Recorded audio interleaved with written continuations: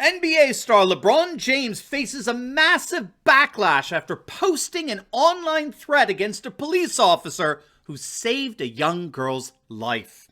In this video, we're going to take a look at the latest police-involved shooting that killed 16-year-old Makaya Bryant, how LeBron James' now deleted tweet inciting violence is getting significant blowback, and why social justice warriors like James always get away with saying and doing the most incendiary things imaginable. You're not going to want to miss this. Greetings, everyone. Dr. Steve here with you. Wonderful to be with you as always. We're here to give you each and every single day conservative hope in the midst of these turbulent and trying times, helping to think better so you can feel better and provide for you a patriot path to freedom. So if you haven't already done so, you know what to do. Make sure to smack that bell and subscribe button. Before we get into things here, let's give a huge shout out to the sponsor of this video, and that's the makers of this awesome fighter flare flashlight. You're going to love this. One of the best things that you and I can invest in for our protection when the lights go out is this 6-in-1 beauty, which comes with a 3,000 mAh solar powered recharging battery equipped with a high and low beam light that you can see from miles away. I know my kids flashing in my face. It's got an emergency strobe light. It's got a compass. It's got a wire and rope cutter. It's got an emergency glass breaker hammer and a high powered military grade magnet. It is awesome. And best of all, if you click on that link below right now, you're going to get 20% off the regular price. But supply is limited, so do not wait.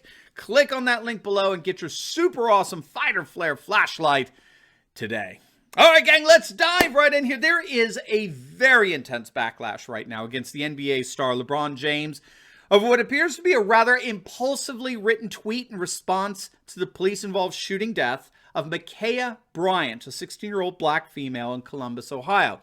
Police body cam footage was released almost immediately after the incident, clearly showing that Bryant was indeed attacking two other people with a knife before she was shot by police. Though widely reported, the incident, of course, happened in the shadow of the Derek Chauvin guilty verdict. And we have, by the way, a couple of videos on, if you're interested, of analysis, one on the verdict itself and another on the fallout, the backfire that the verdict is having in a surge of police resignations in urban centers across the country. It was, simply put, the Chauvin verdict was simply the most detrimental verdict that a jury could have possibly handed down to the future safety and well-being of urban residents in Democrat-monopolized cities. There's absolutely no rational reason on the planet why anyone would want to be a police officer in a Democrat-run city from this point forward. Because now the benefit of the doubt has been given entirely to the criminal, and the policeman is automatically presumed guilty. And of course, most especially guilty of racism. And that is what we're seeing here in this latest police-involved shooting in Columbus. Now, of course, the ever-American disparaging White House had to throw their garbage into the midst of things. Jen Psaki spoke on behalf of a napping Joe Biden, blaming systemic racism for the killing of Makaya Bryant. She obviously never mentioned the deadly weapon in her hand. She never mentioned that the cop who shot her actually saved someone else's life. But she instead proceeded to just continue to sow racial division in our nation by blaming the incident on racist police violence. And fortunately, she was utterly mocked and ridiculed by social media. For example, one tweet read, quote, "So police should have just watched Makaya Bryant kill other girl, one child killing another? You're terrific. Sacrificing children, black children, for your political meme. No concern about black on black crime and murder. It's all cops' fault." Another tweet shot back at Psaki. At today's White House press briefing, Jen Psaki claimed that the death of Makaya Bryant, who was violently attacking another black girl with a knife, was due to systemic racism. No, genius, it was due to poor parenting and or an environment that fosters and excuses violence. Or my personal favorite, does anyone have a muzzle that will fit her big, uninformed, misguided, biased mouth? But nothing compares to the absurdity of the comment made by NBA star turned woke warrior LeBron James, and the backlash that such an absurd comment faced and continues to face. In a now deleted tweet, interesting, right? In a now deleted tweet, LeBron James responded to the police officer who saved a girl's life in the shooting by tweeting out, if you can believe it, "You're next." Hashtag accountability. You're next. I mean, think about that. You're next. And we can be sure that James tweeted that out from the midst of the comfort of his multi-million-dollar lifestyle that people like that police officer have inordinately contributed to. But that didn't matter in the woke world of LeBron James that knows not an ounce of appreciation or gratitude. Hello, Meghan Markle. So obviously James was immediately accused by critics of leveraging his massive Twitter following to target this police officer, whose life will most likely never be the same after ironically acting so heroically. Someone with a cooler head must have prevailed over James because the tweet got deleted, but the damage was already done, and the backlash against that horrifically incendiary tweet was swift and it was brutal. Senator Tom Cotton of Arkansas tweeted out, "LeBron James is inciting violence against an Ohio police officer. This is disgraceful and dangerous. Is the NBA okay with this? Is Twitter?" Former Major League Baseball player Lenny Dykstra wrote, "On behalf of pro athletes, current and former, I apologize for how LeBron James just showed his inner Maxine Waters and made a very real, ongoing threat to the life of the officer who quickly acted to prevent a knife attack from becoming worse. Many of us appreciate what law enforcement officers do."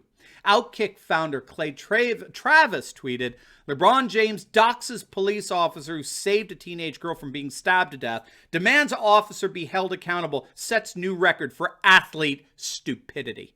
Conservative writer A.G. Hamilton wrote, quote, "That cop did nothing wrong by any reasonable standard, and now someone with 50 million followers is encouraging attacks against him. That's on top of countless news organizations lying about his actions. Decent people need to speak out. Real people will get hurt by this stuff." And journalist Emily Miller flagged James' tweet to Twitter while tweeting out reported threatening violence. Now, of course, no one is holding their breath that Twitter or the NBA or anyone else is going to do anything about this, is going to take any action against James. But why is that? Why does someone like LeBron James or Maxine Waters always get a pass? Why is it that these far left woke activists get to engage in both violent rhetoric and violent actions like burning cities down and no one does crap about it? I was talking with the host Steve Gruber for Real America's Voice News earlier this week about this. And that was the very question that he asked. Why is it that some people, of course, always on the left, are allowed to get away with the most violent rhetoric and actions, while others, like conservatives, are always being held accountable?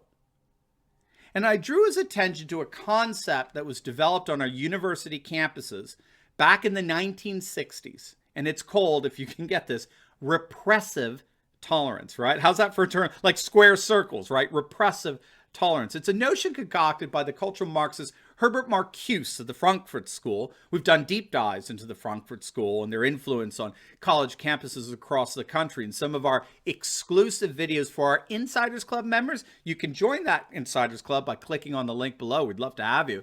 But suffice it to say here, Marcuse's notion of repressive tolerance argued that dominant ethnic cultures in the West could be effectively overthrown by a coalition of oppressed minorities. And that's the key.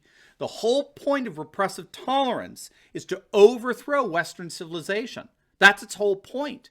And these guys in the Frankfurt School were absolutely explicit about that. Again, you can hear their quotes directly in the deep dives. But what Marcuse argued in the 1960s is that forming a coalition of the oppressed or the aggrieved, a coalition of society's victims, that was going to be the primary way you can overthrow the dominant culture.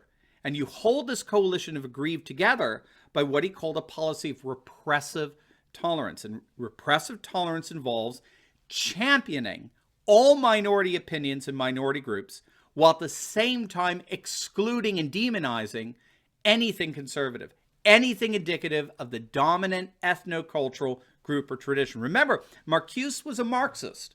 And as a Marxist, he saw the world as made up of a binary of antithetical power distributions between a dominant colonialist power, which of course he labeled white and male and increasingly Christian, right?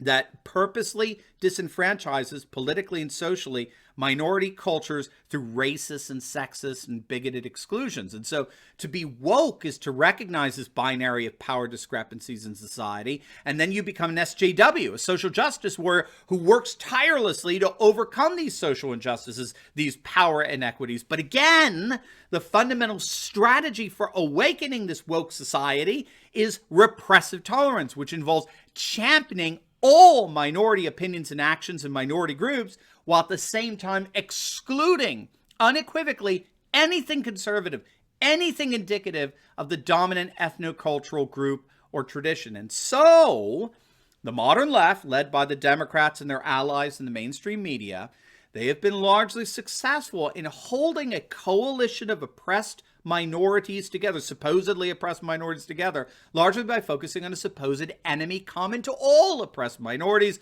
which in our day is, of course, the white male. And this is where the role blaming white supremacism and male patriarchy are guilty for every evil under the sun, right?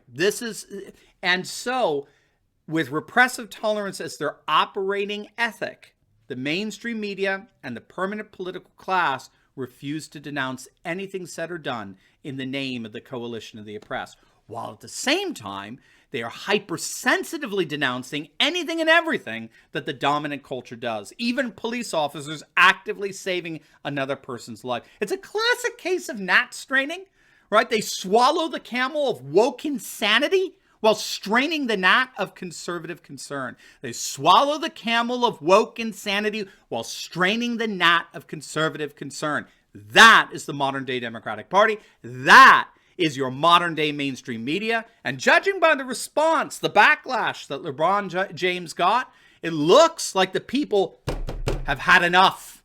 It's time for folks to rise up and push back against this coalition of woke leftists before the damage they inflict on our nation becomes irrevocable. Now, before you go, make sure to like this video, comment down below, subscribe to my channel. Definitely click on the link below and check out some of our awesome merch. And you definitely want to check out my latest video I just uploaded on how the Texit push for Texas independence is gaining momentum as America appears to be unraveling. You're not going to want to miss it. So make sure to click on the link and I'll see you over there. God bless.